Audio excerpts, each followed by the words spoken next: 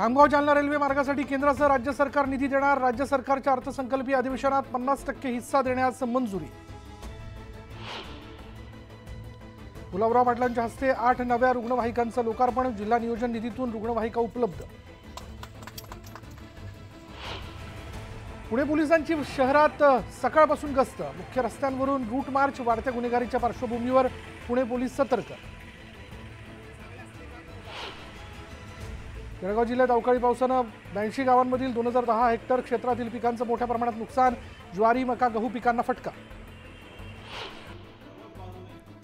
बीडच्या माजलगावमध्ये राज्यस्तरीय कापूस आणि सोयाबीन परिषदेचं आयोजन। Doctor Madhura Swaminathan, doctor Ashok Dhawale, doctor Ajit Navale राहणार उपस्थित। धुळ्यात विश्व हिंदू परिषदेचे टाळ वाजवत आंदोलन। फुलवारा चौक ते महात्मा गांधी पुतळा मार्गाला समांतर रस्ता खुला करण्याची मागणी।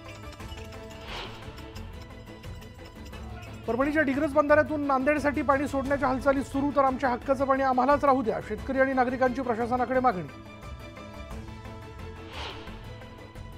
चंद्रपुरात निर्दयी पतीने केली पत्नी आणि 2 मुलींची निर्गुण हत्या। नागभीड तालुक्यातील मौशी गावातील घटना।